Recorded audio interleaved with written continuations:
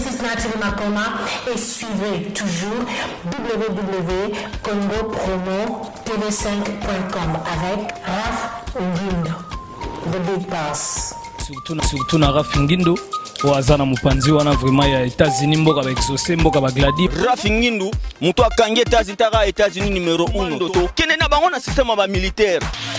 001 quoi nyase banda awa internet awa Facebook awa Google awa donc Raph Ngindo le présentateur la force créative Congo Promo Congo Borotosa na force militaire na Congo Promo Congo kande le ba wata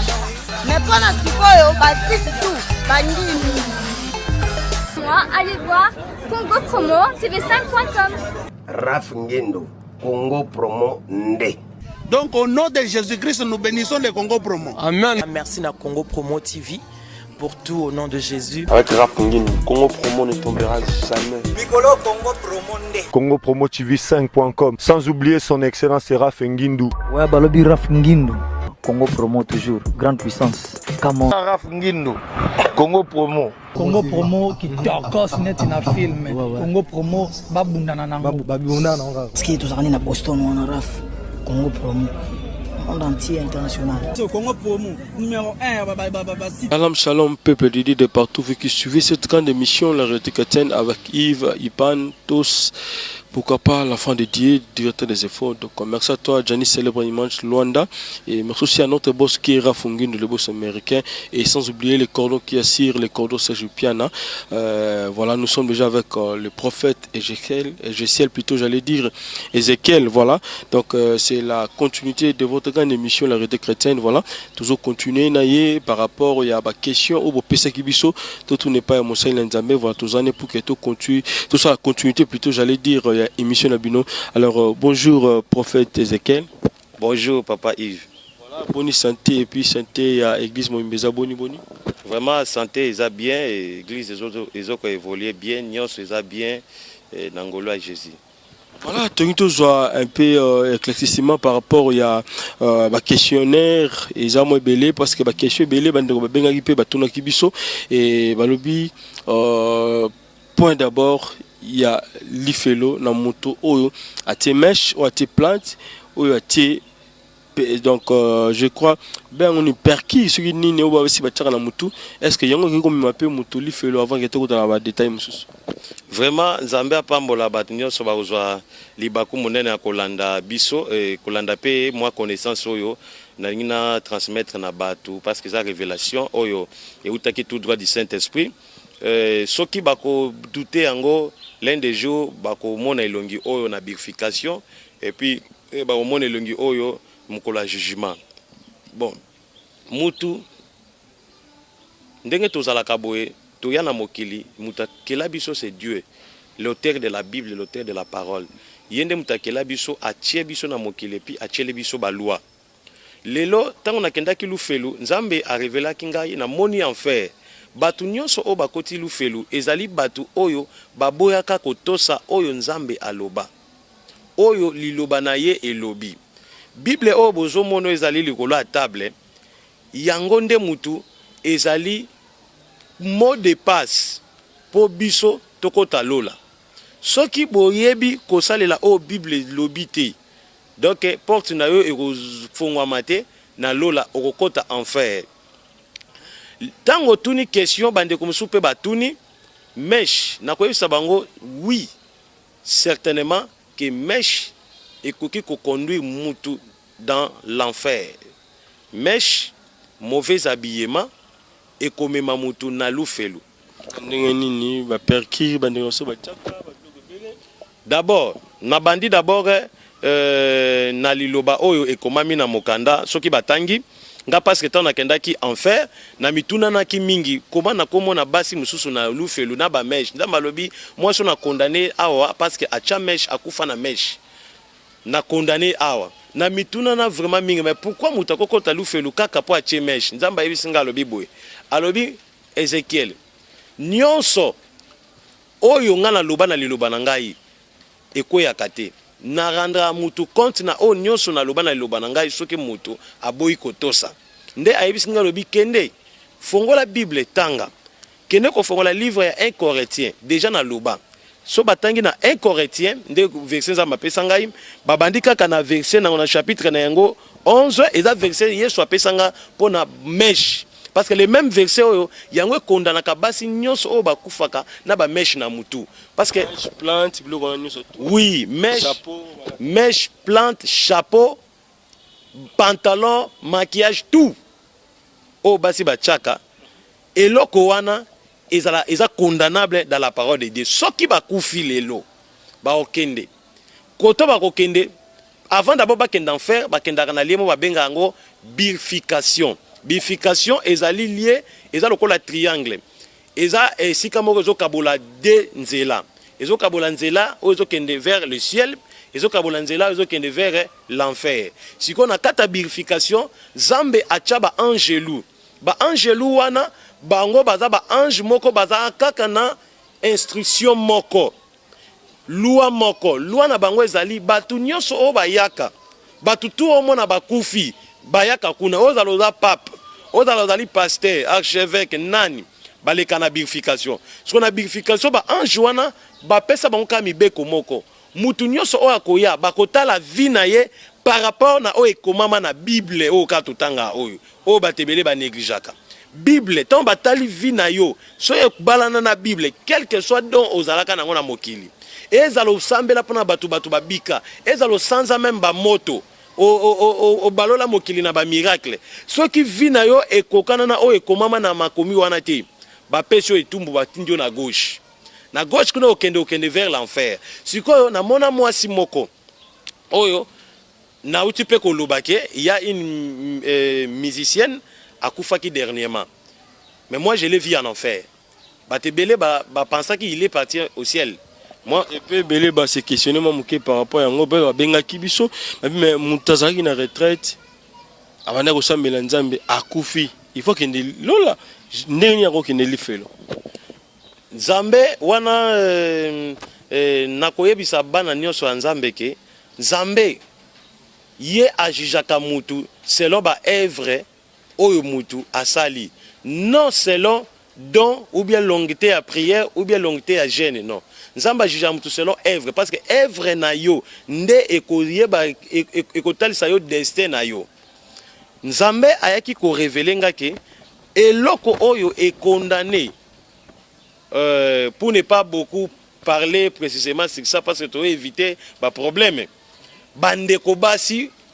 oyo na mekaki kotal sabino na monaki musicienne mo chrétien en enfer elle a été condamnée à cause de plantes et puis la fornication elle est en enfer donc nzamba yaki kotal sanga que non elle était partie là à cause de se maquiller sa tête et puis la fornication nde nzamba yaki komema ngai na passage oyo na mona basi mususu bakota enfer à cause de ba plante nde na tu kotanga awa na mokanda na 1 Corinthiens 11 verset 12 Bible le Bible Nzambe apesi mwasi voile o nzambe apesi mwasi sengeli te asambela sans voile wana l'église ebele lelo ba se trompaka bazwaka ba kitambala ba tchena mutu ce n'est pas ça nzambe apesi mwasi voile mwasi ezali suki Bible lobi la voile toko tangango na chapitre 1 Corinthiens chapitre 11 verset 15 Bible lobi mais que c'est une gloire pour la femme d'emporter, c'est parce que la chevelure lui a été donnée comme un voile. Bible le bien était eza esengo na mwasi azala na suki ebele po ete suki wana epesamele lokola voile. Bible lobi meshite. Bible lobi chapeau te. Bible lobi plante te, mais Bible lobi la chevelure. Chevelure eza meshite, même batamayele bayebi mesh eza chevete. Ce que eza cheve tokosala ba étude bazwaka cheveux na bavanda nango pendant 3 ans na mutu oyo mutu na bango ekopola même moi si le so avandi na cheveux ata 2 mois akoka te to be yango cheveux artificiel yango wana soko kufi na cheveux artificiel oke lufelo yango eza genre baso na mona na lufelo na ba cheveux artificiel et puis na star on a aussi komona kufa dernièrement na cheveux artificiel quel que soit dans Azaki nango elle a été condamnée à cause de ça elle est partie en enfer et le condamné ça écriture oyo voilà ezaka mpona mesh wana mpona plante wana nde mte memi elola to mpe eza mpe mpona fornication epuis nangaki oexplike biso fornication eza nini surtout na bandeko oyo bayebi fornication te. Bon, fornication eza nini? Fornication ezali rapport sexuel avant mariage. Bible le bien na hébreu que je veux que le mariage soit honoré à tous. Honorer le mariage c'est quoi? C'est bénir. Mariage esalamaka na ndako ya Nzambe. Mariage o Nzambe ayebi ezali tango boleki liboso botie maboko na bila bosali ve. Et puis ba pamboli bino ba autoriser bino bosala rapport sexuel devant le Saint-Esprit, devant tous les anges. Wanende ezali mariage. Mais moi si oyo azoyeba mnzota mobali avant mariage eza fornication. Soki akufi akokende lufelu. J'ai vu de femmes tant nakendaki enfer na moni bana basi Nzamba esika bana basi oyo natili bango na enfer parce que na mokili oyo ba vivaki vie ya fornication. Ko ça la rapport sexuel avant le mariage. Papa, na leli na ye komona une femme aboti déjà bana na mobali mais mobali wana bala été. Moi so wana kufi. Tango akena biification na biification nde na tshiko loba izaka préjugement avant okende lolo bien enfer ou le kakuna nde ba uti ba yebisi ba ange bazalaki kuna ba yebisi ba lobi yo osaleli Nzambe na mokili ozalaki intercesseuse na église oui eza malamu mais eza ne loko moko e ko empêcher po okende na lola te yabi mais eloko nini yabi c'est que eloko ko empêcher yo ezali fornication yabi fornication ezali yabi fornication ezali tango bandaye batsuko ba bandi ko expliquer fornication ezali tango yo bandaye ko vivre na mokili avant ba pambola bino donc obandaye ko sala rapport sexuel na mobali obozala kine boboti na ye avant ba pambola bino bozala ko vivre na kata bolingo yango eza fornication ya bandi ko yabi Nzambe ngai na boti déjà na ya Nzambe abi oui ata boboti bane belé mais tant que ba pamboli bino te mariage wana pa Nzambe eza konité bo vous vivre na kindumba yango moni Yesu tango na komaki na enfer ayebisinga bi zonga na mokili yebisa batutu batu nyonso oyo basalaka rapport sexuel avant mariage basali non mariage te mariage dans le mariage religieux dans le la coutumier dans le civilité dans le religieux avant mariage ils iront en enfer yango yo wilsimbango mbango to bala mama oui yango moni ngai nabali nde bomoni boye nabali donc nazalaki fiancé na bino nakangi mutema ti jusqu'à ce que nabali mama bapamboli biso donc nde naza boye nakoki ko embrasser nyoso na kosala eza fornication te. Voilà. Donc toloba mèche plante a to sali bola ndenge nini soko kufina plante na mèche na mutu na okei okeli felo et parce que sert na biso na pa uta retraite et puis na makambe bela sali na Nzambe ya bolamu alors kaka mèche nem de côté la question na tuna ki répondre ngati. Bon nakoloba nini soto tangi liloba Nzambe Bible lobi nini Bible lobi les dons et les appels sont sans repentir. Cela veut dire quoi? Okoki kozala na don nde na utia kolobo okoki kozala na don osalaka miracle oyembaka obinaka tout pour la gloire du Seigneur mais soki vi na yo ezoko correspondre na lio liloba Nzambe lobi te tu es condamné yango na utia koyebiso ke non na moni même ba pasteur tant na moni ba pasteur na lufelo na moni pasteur na lufelo bongo mutu azo yemba namoni pasteur na lufelu namoni muto babengaka un grand représentant ya l'église ya ba mupe namoni na lufelu bongo muto azoyemba voilà tous on a makombeza ya lifelo wana enfer alors monsieur Nzambe tous on a na kata lifelo lifelo ngo jala na ndenge nini parce que toki même so besi biso ezalaka na deux parties na kati partie mususu yemoko to communauté mais to tanga nde bato bazolo bande bato pe balobaka ke azape na trône na ye kotokuna bato pe bana lifelo donc to comprendre makambo ezala na ndenge nini mutu au visitango par ange amemayo alors donc to ba explication vraie et pas na yo tous vraiment pour que tu comprendre. Bon lufelu ezali monde ou ezali monde or il y a monde terrestre parce que nous toujours vivons dans monde terrestre monde physique et lufelu ezali monde moko or il y a monde physique nde toza boy mutu aza asalama na trois parties corps âme esprit sikoyo tango mutu akufaka âme na ye kendaka âme na ekendaka esprit ça la réincarnation âme ekendaka âme na ekendaka na birification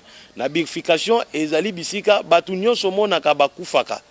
avant au passé nde na utikolo babatele makawana ce qu'on a quatre birification ezana avant âme ekende ko ça ba combien de minutes avant corps ekende donc soki mutu akufi ndeti mutu akufi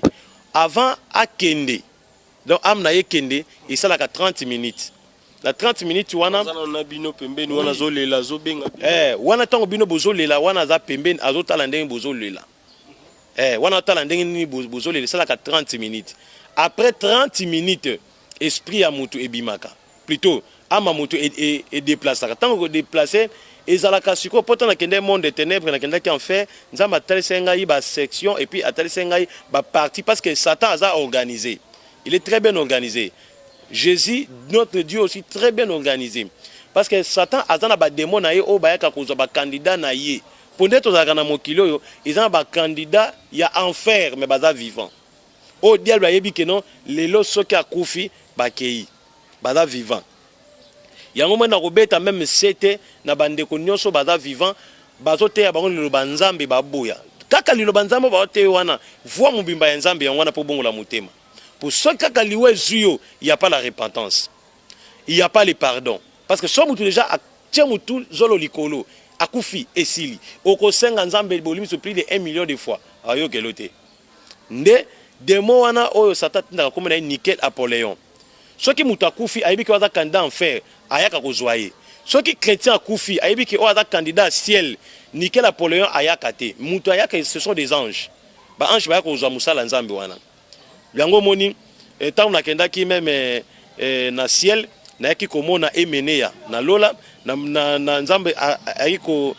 ko révéler ngai papa o ayemba mingi Alain Moloto il est parti au ciel emeneya omoni na ciel emeneya muta masum de biso to ebi mise profane mise monde yo moni na ciel emeneya akenda na lola emeneya iloko meme na lola ezanini asala ki repentance sincère dernière minute année à liwana ye asalaka repentance sincère et puis tant asali repentance sincère asalaka œuvre moko atire na mokili ayembelaki komba Jésus. Je pense que botalango ayembelaki nzambe asali repentance sincère et puis après avoir fait repentance sincère nzambe yaki kozwa ye il était parti il est au ciel. Maintenant on betili solo boye tininga pena zonga soma muke pona ser na biso na kaka parce que toujours ko insister parce que to yebi ataki musicien chrétienne anda ko yembela nkolo alors tant qu'il y a l'ingaki kokufa est-ce que aux Assyriens parce qui pardonné à sengaki boli mais c'était pas nzambe malgré babiloko ndongo zolo baba mesh na mutu ba plante na mutu est-ce que yé parce que nzambe te pour qu'il y ait lola le kolo qui est mené bon wana vraiment tant makambo ne bana ko s'est passé bon concernant vie na vraiment na yebité mais ngai na oloba o na monaki na kati na monaki oyo bayebisinga ke eloko eza condamnable eza eloko tel donc wana o nga na monaki donc nga na oloba o na mona mais vie na ye bon nga na yebi penza vie na ye te ndenge ezalaki mais nga na monaki nde ya komona donc c'est ça on a koloba parce que na ko biso papa journaliste omoni Jésus nzambe o biso to sambelaka nzambe na nazolo bango mettre fois même ba pasteur ba olandanga boza vivante bo tambola na via masumu bo attend otambe na via masumu oyo matina cher otei miracle salami omoni ke nzamba za na yo nzambe azoko utiliser pour azoko honorer kombo na ye pour partout combat Jésus Christ les a cité nzambe akitaka na ba ange pour ba honorer ils a kombo moko za sacré za suprême mais eloko etali destin mutu vers le ciel ou bien l'enfer wana ezo dépendre na yo moko mutu parce qu'il y a des serviteurs de Dieu au ba osela nzambe mais ba vivre na vie impudicité mais ba ça peut ba miracle na combat Jésus mais vie impudicité donc les dons et les appels sont sans repentir donc quel que soit vie andeko wana ngana yebite mais eloko ezali e capital ezali destin na ye nde témoigner bisika ye akei. Tozonga epai wapi ange oyaka kozwa mutu soka kufi. Oui, ange wana aza ange ya ténèbres, ange ya Satan kombo na ye nickel Apollyon. Soki mutu akufi de na lobaki asala 30 minutes et puis ange wana ye kozwa ye. Aza ange ya butu, ange ya ténèbres, nickel Apollyon akokanga mutu wana memiye. Tanga komema mutu wana soki akomisi na soki mutu wana na kati na ye esprit na ye ezoko reconnaître quelque bolamu asala na mokili bako telemisa na lié au babengaka birification so na kata purification bakosambisa ye selon mabe oyo et puis na malamu oyo a déclaré na mutema wana demo wana Nickel Apollinaire arozela ye tant bakosambisa ye bamoni ke mutu wana mabe na ye parce que na purification eza na ba caméra bifurcation ezalaka na ba caméra parce que ba caméra wana ezalaka ndeni tangu mutu abotamaka déjà tangu obotami oza na kata libuma mama obotami okomi na âge ya connaissance tangu okomi na âge ya connaissance directement CD elongwaka na bibliothèque ya Nzambe CD wana nde ezalaka caméra CD wana ekoya directement evandaka mutu awa na kata mutu siko tango evanda na kata mutu dès que okomika na âge ya connaissance âge ya koyeba malamu na mabe CD ne bandi ko tourner siko musala nango nini ebandi ko enregistrer malamu mabe neso sala tangu ozo sala mabe na mokili kuna na purification pas de purification ezana ba komba ba ange baza kuna pas de purification de na expliquer ba comprendre et na ba kombo ya batu nyoso ba vivre na mokila se mutu nyoso ba yebiye même oza ndundu même oza koka même oza aveugle ba yebio so na kata purification kuna bazana ba bengango ba signaux rouge ba signaux rouge eza nini ya lokwa ba mwinda chaque combat mutu eza na mwinda chaque combat mutu eza na mwinda yango e anosaka danger so ba moni mwinda na yo epeli likolo donc na signaux na yo epesi couleur rouge ça veut dire na mokili osali lisumu ba ange na batali ba par exemple papa Yves kuna na mokila salili lisumu soki kaka ba moni mwinda wana bomani babiki osali repentance siko CD wana eza na mtu na yo ezoko enregistrer kaka siko bakaisa koto na libumu to sala na ndeko na biso maître Avatar Manzolo et puis tout ça na maman mususu alobaki ezaka se mususu toki mususu na mutu to éviter ezalaka na c'est bon wana eza bon na yebite mais ngao nganza matasa ngeza na mutu parce que cerveau nde ezali cerveau ezali moteur ya nzoto donc ezalaka na mutu po eza cerveau ya mona mindele so mutu akufi po bayeba makanisi ne ba lungulaka cerveau donc eza cerveau ezalaka na mutu donc directement okomona soki kaka yo osali lusuma kuna mwinde peli soki mwinda kuna ezaka kopela yo ozosala kaka makamuna na mokili ozosala pe ba miracle so za pasteur so za chantre so za nani osala ba miracle ozoteya miracle osala mais kuna bango na purification bayebi ke no mwinda no ezaka kaka ya kopela siko avant mwinda no ekufa esengelo osala repentance lusuma même lusuma ne sala 10 ans passé il faut ça la repentance soko osali repentance te mukoloka yo kokufa ozalaka bishop prophète nan pape chantre nan automatiquement obimi okei bango bakolegiso directement te Nickel Apollinaire muto omema yo bakolegiso directement te bakojuge selon mwinda wana soki okomi kuna odiscuter ke nonga nasali mabalamu naza prophète na teyi na yembeli nzambe nga na bangi nzambe bon bakobimisa mwinda na batalisi yo parce que na purification mutu nyonso na tendance à kondima mabene te nde siko eloko suka basala ni babimisolo caméra na baosala nini tangu okufi ba ange na bayaka directement bazui CD eza na bibliothèque na bango dès que komi place na ba chelio siko na nini na kata DVD ya Nzambe po Nzambe pa na DVD avant d'abord okota lola ou bien kota enfer ba ange wana ba ange na bazala déjà wana wa benga ngo préjugement directement obandi kotala vi na yo ndenge nini otamboli na mokili tout banda âge à connaissance tinde kokufi mbala moko yo moko au lieu olima lola yo moko bandi komi condamné après Nickel Apollinaire azuyo akena yo enfer siko na 4 enfer tanga kokende na yo akomema yo bisika oyo yo mabe yo sala na mokili awa na se kiza bisika ye akomemela yo yango moni bana Nzambe nyonso bafungola ba Bible na bango batanga mokanda na Apocalypse chapitre 13 verset 12 Bible lobi ke mutu nyonso abomaka na mbeli akokufa na mbeli mu eloko nyonso oyo sala na mokili yango kofuta na lufelu soko zalaka mwana mwasi moko bandaka koyiba kuna na lola okobandaka musala ya koyiba mais tango zo yiba bazoko ya de si ezo kata o maboko soko zalaka obandaka violer awa na so bandaka ko violer bana basi bana batu soko kufi ba condamné na lisumu wana na enfer obandaka ko violer ba démon oui bana basi oyo basalaka kindumba ndeti basi oyo basalaka fornication na bengi na muto mwasi azosala kindumba na coin na mwasi azana na fiancé basala fornication bakende cellule moko siko kuna musala nini esalamaka pavillon moko kuna musala nini esalamaka bakosala parce que namonaki il y a des serpents oyo bazo kota basi na ba corps na bango ba sexe na bango soit koto na sexe abimio na Nice akoto na sexe abimio na Nice akoto na sexe abimio na Nice donc musala ezaka wana tango ba osala yo bongo ozomona nzoto na yo ezali kobeba mais à un moment nzoto no ezali susu kozonga ndenge ezalaki donc bakoya boye bakati yo loboko leli nde bakati yo loboko leli loboko mosusu eboti rapidement mais tango eboti passe ezakaka bakati lisusu wana pona miyibi po bakata bango maboko bakati lisusu to bakati parce bademona bazaka na basi transformer baluka oyo kata banzete yango mona bakatela miyibi so bakati loboko ekangami mais pas oyo kaki malami ya liboso oyo mibale leki wa mbalali oui donc eza douleur moko très souffrant papa nazo biso enfer même ennemi juré na yo okolinga te akenda enfer en aucun jour olingata kende enfer nde na kati na ngwana na monaka section ya bandumba et puis na kati ya section ya bandumba nde na yako mona section ya batu nyonso bamelaka masanga batu nyonso bamelaka masanga kuna bapesa bango punition bandomela acide donc bacha acide na ba verre il y a un démon a tchela bango kaka acide soit tcheli bango acide bameli soit tcheli bango acide bameli tango zomela libumuna yo eziki à un moment libumu ezongi eziki à un moment libumu ezongi mais passe ils ont mata degré par degré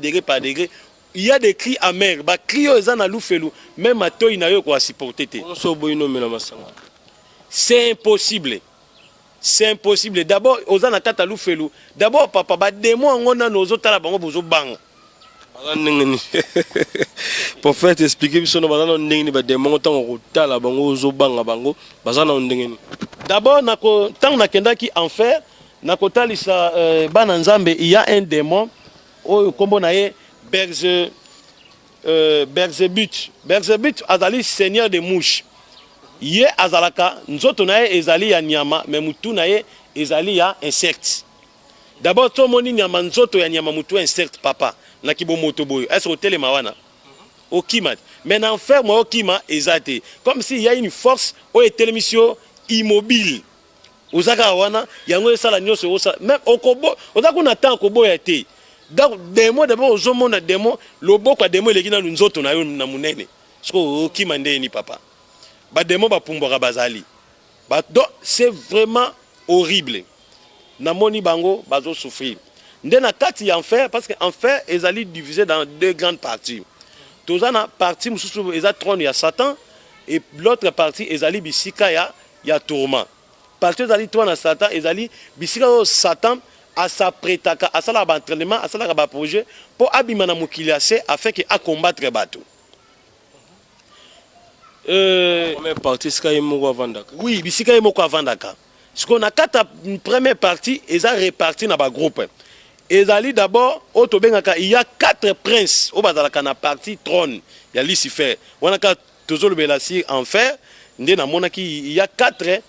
princes prince aliboso comme on a Lucifer il y a mibale comme on a Satan il y a misat comme on a Léviathan il y a mine comme on a Bélial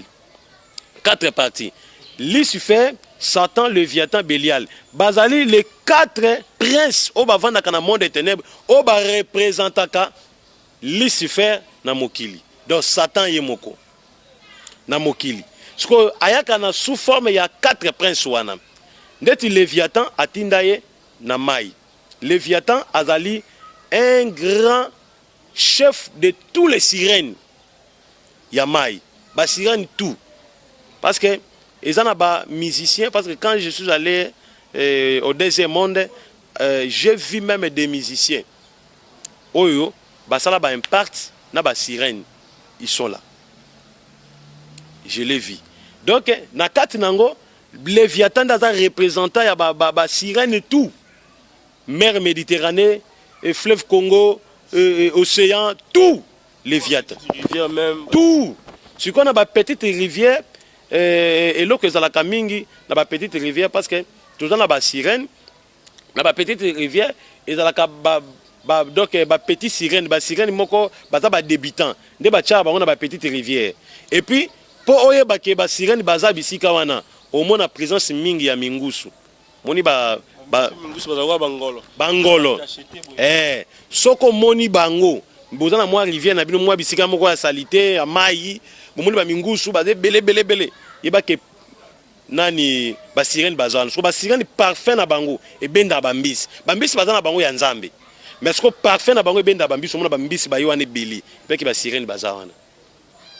oui sikoyo na kati ya partie ya Léviathan ne koto ya Beliève azali un monstre dans la forêt yazalaka mingi na forêt so ba musicien belé bakenda ko simba bakisi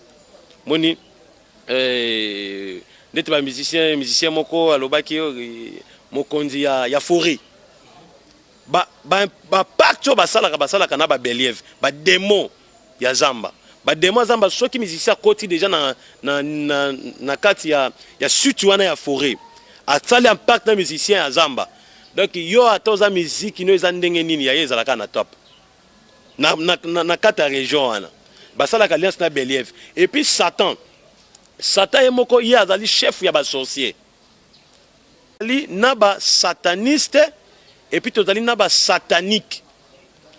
oui to comprendre ngezani ni lingo laksani satanique azali supérieur que sataniste satanique azali ba ange baza ba ange déchi on atangi ba kombo yo na otanga ba kombo bientôt po bazaka 8 siko sataniste azali mutu ya mokili ake kokota na loge akoma sataniste ba musicien ba pasteur bango o ba kinosimba bakisi nde bakoma ba sataniste siko ba démon ezakita passé o ba pumbwaka kokenda koloka batu siko satande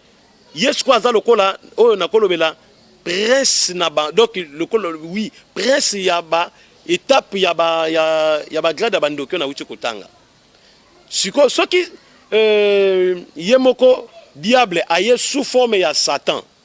yeba ke présence ya ba démon ezawana présence ya ba satanique ezawana puis présence ya ba sataniste ezawana ndeti ba démon to monaka ba pumbaka bango bazalaka ba antenne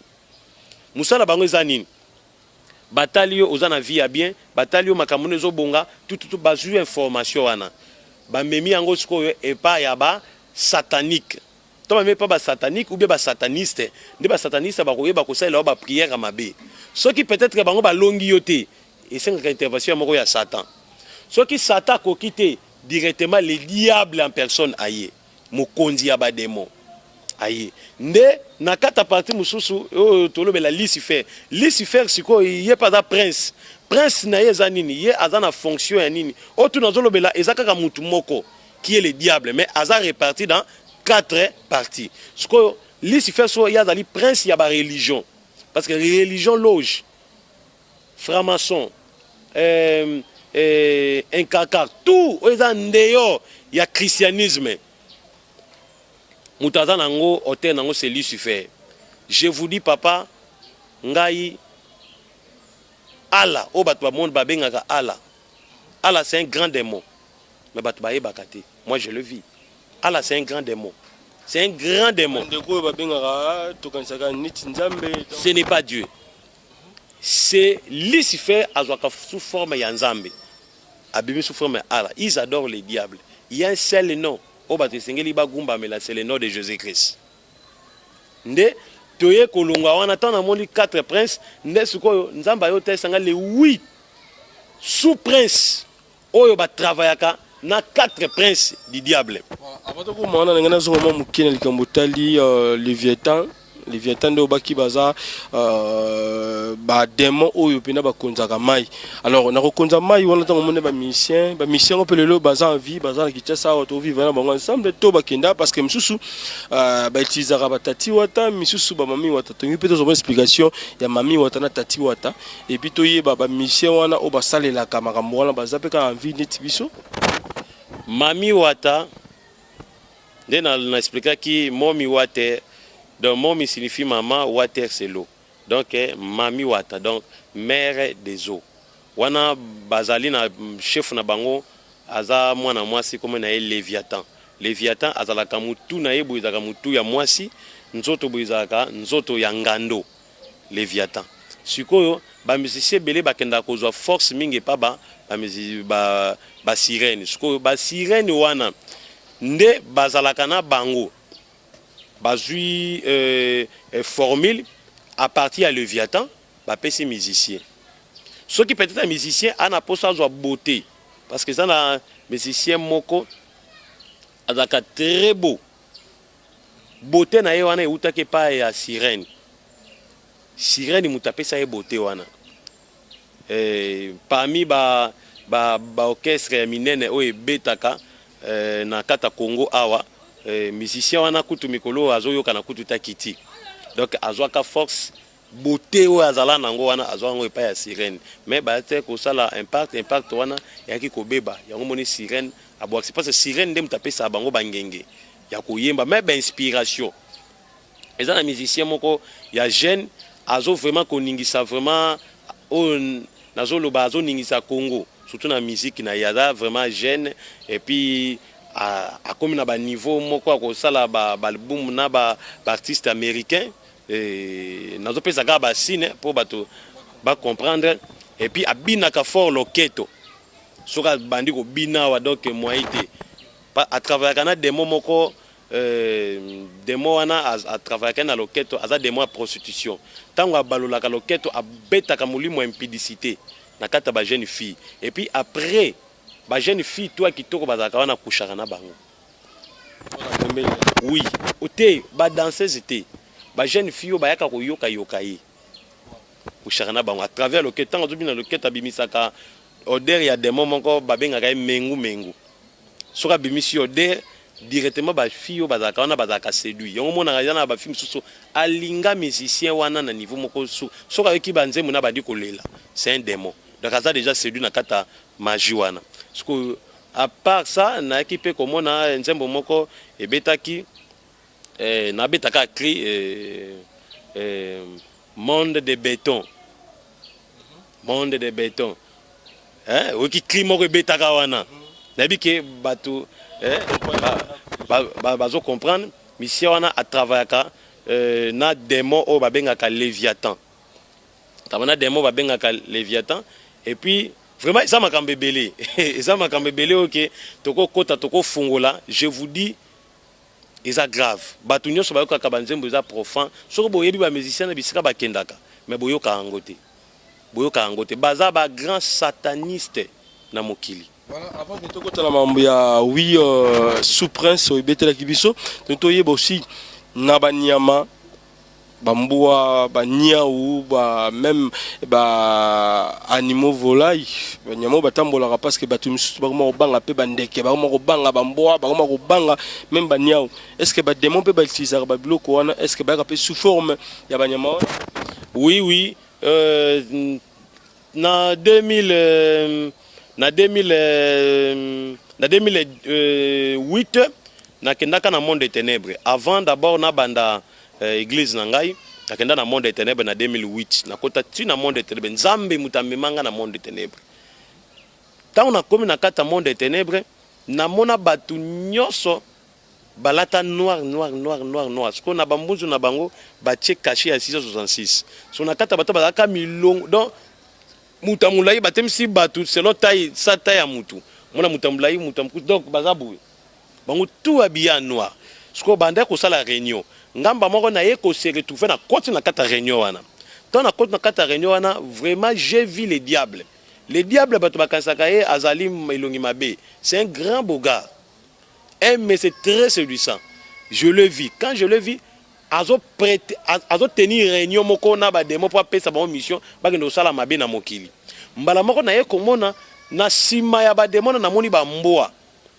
ebele sikota na moni ba mboa parce que nazo mona un moment bato bazaki na lui-même les diables bando commandé ba mboa ba koma bato ba commandé ba mboa ba koma na bato après na moni so bando sala programme balobi ke mission tozui esengeli to kende na mokili tokende kobeta batu molimo bamboa eza molimo ya impudicité exagéré nde tant ba tenir réunion nga pe nazaki quelque part nazo yoka sikoyo naye komona ayebisi bango bo kende bo séduire batu bo mema batu basala ka rapport sexuel avant mariage pour pas la condamner devant les suprêmes pour pas benga Jésus-Christ c'était avec un grand maître ou bien les suprêmes bon mema batu basala kindumba baba ndako bima même na bande ko na bango abasi na ba cousine na bango na ba cousin na bango do basala prostitution exagérée na mokili bon mema mokili comme mokili moko sexuel pour tant ba condamner biso na ngai na bango ensemble mbala moko ngai mba moko na yoki eloko wana tona yoki eloko wana ali na senti que le diable il a senti que non il y a un corps étranger nda bandi ko tuna nazoka corps étranger zawa nazoka corps étranger za ay ko découvrir ba secret na biso ko tanga bandi ko luka amoni ngai atalinga abi oh mais muto aza ya biso te azui caché moko azaki nango abeta na caché wana ezobeta na pana ngati 66 ezobeta te abeta bezobeta tulinga outu wapi ngala banda oloba te abi non il n'est pas de notre directement na moni libato bazalaki na ba démon na tanga ba kombo wana na olobela ndenge na monaki après nde ba yeso ko sala likita pose ko babundisanga ta babundisinga je vis la main de Dieu et koti na kata bon de ténèbres bimisanga to na bimisinga na ko zonga na mokili donc et onga na koko yebisa batu banyama bazala ka représenter na monde des ténèbres na kata monde des ténèbres ezana banyamo bazala souffre surtout mboa ye bazala bademba tamba souffre ya bamboa bazali ebele ezana ba jeune fille ebele ba sexe na bango so tali sexe ya mwasi otali na mutu ya mboa so tali yango bien otali bien au mona ngo eza textuellement lelo omolo ba buka lelo lamba lelo parce que ba jeune fille baza ko céder na niveau mo biso mo pe ba imbali to mo comprendre te mutu okutani ka lelo bobimi oyibi même pas ndako na bango oyebi même pas sa vie malamoko ke na en tout cas mamboyo mosakoli na nkolo azoloba awa il faut tenir rigueur nango biso pe ba jeune garçon il faut tous à la rapper éveillement muke na makamboyo to continuer na biso to ko maintenant likambu ya sous prince oui na ba sous prince onga na monaki na ba sous prince na monaki oyo parce que oyo baza organisé pour basala biso bato mokili mabe na ki komona il y avait un démon comme na ye Astaroth et puis na monaki sous prince mso comme na ye Orias et puis na monaki prince mso comme na ye Mago et puis mususu comme na ye Asmodée mususu comme na ye Ariton et puis les seigneurs de mouches oyo aza les grands démons to bato bake na lufelu yene mutatinda la ba mouche pour elia bato piquer bato parce que soki mutu à côté en fer corps na za la ka fraîche corps na yi siko il faut oza la corps moko na bato baza parce que corps bato za kana kata en fer za kwa ba zombie oyo bato batali filme ba zombie kande bo mona ba zombie bilonge beba mona misu ezate makila ba corps wana za la bongo donc ils a vu que passe les qui en ba koma bongo parce que dans l'enfer il y a pas même l'eau n'existe pas il y a que de chaleur donc ndenge bato bakima moi yo écoute za kitoko vaut mieux na vivre na moi yo eziki sanga que moi que moto alufelo donc siko ba corps wana pourquoi na corps wana sengeli Belzébuth wazali seigneur de mouches bango nde mutu sengeli baza nini ba détruire yo ba soa yo yem tatinda ba mouche et puis de même sou comme na ye amaimo aza démon oyo ba telemisaka ye na ligne pour bataka 4 amaimo abaimo et Jim le grand et mogo bango ba telemaka na nord sud est l'ouest siko musanga bango za nini bango ba créaka omoni ba rayon x ya moi bango ba créaka ba épidémie ba créaka mulimo mabe même milimo mabe belé mumoni mutakomi teti mutakomi ko linga drogue mutakomi ko linga vie moko ya moins sérieux criminalité ba démon musoza utaka à travers mi pépé so ba démon wana batema tous les 4 coins ya mokili Lucifer acha bangwana po baye ba ko créer atmosphère pour lui Satan afin que batu ba kenda ko sala mingi masumu pour ceux qui ba kufi ba récupérer ba on a lufelo donc nyoso tozo mona onga na moni na monde des ténèbres pe na mona na kate enfer ezaka po diable ana posa biso to kende enfer po mutu nyoso kende enfer tangu Jésus akoya ko silisa mokili ako condamner batu tu ba kende enfer na Satan aye batu ana tout abwaki bango dans les néants. Yango moni Satan abundisaka biso ba ime mingi to sala masumu to sala mabe poto kende lufelo. Donc tourmo kende pratiquement na suka ya émission na bino bolingaka mingi la réalité chrétienne avec Ivipan na bossanité copé ça ndeko nanga que j'aime bien grâce Kumba la fille de scène au sous joyeux aux pliés belle détail belle de fiki maman Junior Gumba et sans oublier Paula London Schengen la baronne maman la princesse na bossanité pangi de moi harmonica AKC c'est parfum motema de deux soit dit et Lili Akolo et Lili Nzakomba dimanche de alors prophète Omo quitte la moi suka émission na biso tous en moi extrême ok ya o Italie Lola après tu reçois la continuité dans la troisième émission na biso. Vraiment Nzambe azwa lokumu papa journaliste makamboze belé toko lobela plita sur makamna monaki biso to vivre vie à temps. Bon na Lola tangu Nzambe amema ngai na Lola parce que tant on a longwe enfer na longwe na enfer na ke na visé trône ya Satan na bimi il faut ce qu'on a kende ciel na kata ciel Nzambe ya liboso loka yebisa kinga atalisa kingezani na kati ya Lola. C'est un pays d'abord très bon, il y a la paix immense, j'ai vu beaucoup de chrétiens qui sont là au ciel, Porte Paul, Pierre, tous les serviteurs de Moïse, Élie, tout, ils sont des jeunes. Et donc le bosso est comme ça, bateau Abraham, Abraham c'est un jeune homme, yokutoza mukolo nae. So tali elongi ya Abraham au monde âge de 19 à 20 ans. Trop jeune, oui. Donc mutu soki akufi koko, soki bangi Nzambe na mokili wa kelola, kuna akoma jeune. Oui. Siko na moni ba jeune homme, même maman Maria, je l'ai vu au ciel, trop jeune, une jeune fille. Vierge encore. Oh. Kuna tore do to komaka donc ko se rajeunir to komaka ya sika le comme tout donc ba uti ko bota yo donc sika ozongenga et puis na kata Lola eloko moko zalaki très étonnant o ekamusanga mingi na mona bandako na moni bandako siko likola bandako na moni kombo ya mutu nyonso kombo na moni ndako Abraham na moni ndako Eli na moni tout et même ma maison. Ngemba Titi Tiana Ngemba est-ce que comme on a yo pezali kuno na maison na Lola na moni bandako et puis na moni na bakombo mais chose étonnante na Lola eza bandako mususu esila te surtout bandako ngo ezo signifier nini parce que ala kitia somo mtumswa na ndako te mais na Lola ndeni akoza na ndako. Oui, bandaku oyo na monaki na Lola, banzambe parce que tant on a bandé au tambola nzambe ndé na ki ko un peu beaucoup de questions sur ça. Ndé lokola ange a bandé ko révéler na o ngai na bando kanisa ayebi yango déjà. Nda yebi singa lobi bandako oyo ezali misala oyo bino bo sala na mokili. Alobi boye, tangu boye na mokili, bo bandi ko sala malamu na mokili. Abi tangu bo sala malamu avant na bo sala malamu na mokili. Ceux qui bozui baptême pour comme un candidat,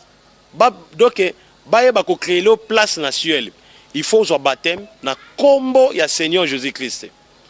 Pas na combo ya banzambe ya bapayate. Combo ya Seigneur Jésus-Christ. Papa, nazo biso ba religion nyonso o baboya ka Jésus-Christ bako kende lu felu. Na yebisio ngai na moni le fondateur ya témoin. Il y a une religion où il y a un témoin de Jéhovah. En enfer. Oh. Je le vis en enfer. Je le vis en enfer. C'est grave. Papa, il y a une grande personnalité. On a tout le belango plus tard. Sikoyo, Nzamba yo ebisabi mutu nyonso. Oya zui baptême na combo ya Seigneur Jésus-Christ. Na ciel a commis candidat. Surtout comme candidat, mukolo abotami, eza mikolo so babandi so ko konteleye vie ya malamu ko sala. Sikoyo tangu abandi ko sala malamu na mokili. Ko sala malamu na mokili kuna na Lola, il y a des anges o baza uniquement pona yo. Tango zo sala malamu na se, ozo sunga batu. Surtout tango zo sunga basali ya Nzambe o bazo belela Nzambe na bosolo. ozopesa bango bambongo po bate évangile bato babongo na mitema ozosombela bango babilamba ya kolata ozolesa basala nzambe ya solo kuna na lola il y a des anges tango yo osombela basala nzambe bilamba kuna na lola baosombela mpe barobe blanche bilamba na yo tango ozopesa mbongo bazotonga église ya nzambe kuna na lola baotongela mpe ndako oui tango ozopesa biloko ya kolia kuna na lola provision ezokota na ndako na yo malamu nyonso ozosala na mokili yango kuna na lola bazobongisela yo siko au fil et à mesure ozosala malamu kuna na lola donc eza lokola tango ozosala malamu awa ozotinda bamatériaux ya musala mpo ndako nesila ezomata kuna bazotonga tango obandi kosala mabe obandi peut-être koréclame nga kutu nasaleli nzambe nasungi bapaster napesi bambongo na ngai misala na ngai nazomona mapamboli te ndako no kuna na lola ebandi kovibre soki vibre ekwei soki mpe osalaki bafornication oyibaki osalema mabe ekoki mpe obuka oui ntango ozovivre na vie ya fornication evibre soki ocontinue so osali repentance etiki ovivre soki ocontinue ekwei ntango ekokweya wana sikoyo yo esengeli osala repentance so ozali repentance nzambe alimbi so ozongeli nzela nzambe ndako na oyo ebandela 0 te ekobandela selon niveau tikelaki yango ebandi ocontinue soki mabe eleki mingi okwei lisumu ekuti yo liwe ekuti yo na lisumu ndako netikaka na 0 au raté ciel tu es allé en enfer. Voilà. Et maintenant ndeko na biso ki kese mene na lola est-ce que azape na ndako no mona ki ndako ba mentionner kombo ya ndeko na biso papa kin kese emene ya accueilli ciel mais yekona azana ndako te. Oui. Bon, azoko telengana pas tellement parce que qu'on a joie Isali, mais aza sauvé par la grâce et puis par honte. Cela veut dire quoi? Donc, asaleli mingi Satan. Azwa kita na yenyo sote ya ko créer, ya ko tonganda kuna ciel. Azwa kita na yenyo so ko salela Satan. Siko eloko sauvé ye, eza dernière minute ya liwa na année o esengela ki ya kufa, o bakanaki nzamba kanaki fa kufa na ne wana. Asala repentance ezwa ki tente au lieu nzamba permettre azwa moi temps bon nzamba kamanzambe mais azwa ki temps penza mingi te pour asala bolamu pour nzambe batongele mbango directement nzamba longoli tanga longoli akei il est parti au ciel mais il est là vous vana pemena ba voisin te kuna pe ni zala ro na ebena na prophète Ezekiel na rolia ola la pe pembe na yo to na roya pe ko vana na ndako no est-ce que bongo sele marate kuna na lolo te kuna soki okei okovanda na ndako na yo do ndako ndenge oloba nini ezali misala malamu oyo osalaki na mokili nde yango esengeli ofuta yango donc yo moko d'abord oza incapable mpona okende ndako ya mutu mpe eza misala na yo te donc mutu na mutu ana misala na ye donc ye kotaki aza kaka immobile atemi kaka bisika moko il n'a pas la maison il n'a pas travaillé pour le Seigneur mais il est sauvé. Ah, merci donc tout le monde a émission biso alors on a venu la biso liloba suko yisa bango nini et nangi po pesa directement numéro de téléphone na yo pour que bandeko ba benga o bazana besoin benga mosali na nzambe parce que continuité émission de bino ezali to retourne aussi si nous avons combien de ciel parce que to kara notre père qui est justice si ko ba si yango ezala combien to koye bango très bientôt là avec le prophète Ezekiel voilà. Vraiment, na osenga na bandeko nyonso o bazolanda ngai et mot de la fin eza nini tant que oza vivant ezali tant o nzamba tikeli yo po bongola mutema o se repentir on dit mais Jésus Christ comme ton Seigneur et ton Sauveur au baptême du Saint-Esprit pour kende lola et puis eloko mususu na oyebisa na bandeko nyonso vraiment na osenga na bango ba soutenir ministère ya prophète Ezekiel pour ba témoignage comme ti koto bozali et puis to comme ti koto bozali total sabino en live au tomoni et puis to sambela pona bino to poser bino mabo pour besoin Saint-Esprit. Donc c'est ça la chose importante. Vraiment nzambe apambola batu nyonso ndenge papa promettre biso que a royal lisusu pour ko zwangai to le belasi ba ciel nous allons parler de ça et na ko fini kaka na numéro na ngai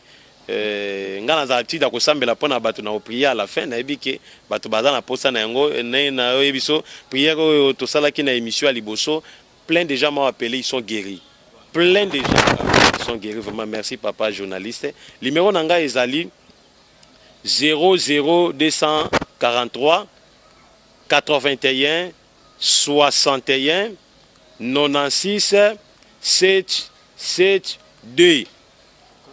L'imisusu ezali 00243 plutôt 00243 90 11 28 366. Donc sope bolukinga na Facebook bobeti Ezekiel Matitika bokoti naza na Facebook même bongi bolanda enseignement na YouTube bobeti prophète Ezekiel Matitika bokolanda pe enseignement. Merci. Voilà, donc on va pas se séparer comme ça. Donc prochainement, par rapport à Magamoto Barande, notre Père qui est aux cieux. Mais est-ce que si on a combien, si on a combien, mon sel nankolo, mon sakol nankolo, Ezekiel Matitika a repéré sa biso y a nos par rapport et a mis tout dans ce tozanango. Alors mon sel nzambe pour que tout si sanayo. Alors nous c'est la prière pour la bande nzambe pour que tout kabanayo mon sakol nankolo Ezekiel. Vraiment na ensemble la pona bande konyoso, mais na osenga na bango bisika bazali bazwa ba mai na bango bacha direction ya maboko nanga. Tangu na ensemble la pona yo soki ozana ba problème na libumu. Ozana problème akobota. Ba règle bimakate, ba mari de nuit tout yo melama yoana yo komona soza ba mari de nuit sokola nzoto na kibomwasi soza na ba démon na banzoto tout ezana banzoto maladie ya kidikidi ba sida tout melama yoana benga po témoigner ndenge bat ba témoigner na tie direction loboko nanga. Seigneur Jésus nazo sambela pona mutu nyonso oyo azui mai na tie direction loboko yo obikisi batebele à travers prière na sali dernièrement nazo senga na ba ange o batambola kananga ba ange à solution ba ange o ba kopana kanga ya guérison na commandé bino na kombo ya Jésus Christ bokota na ba mai nyonso oyo batelemisi miracle ekota na batu nyonso bazo bela na kombo ya Jésus Christ. Sida elimwa, cancer elimwa, maladie nyonso ezana banzoto et disparaître. Ba démon ba mari de nuit, ya ba femme de nuit, baza la musika na kombo ya Jésus Christ le Dieu créateur na sambeli. Amen. Amen. Merci, à la prochaine fois si Dieu nous prête vie. Merci, bye bye.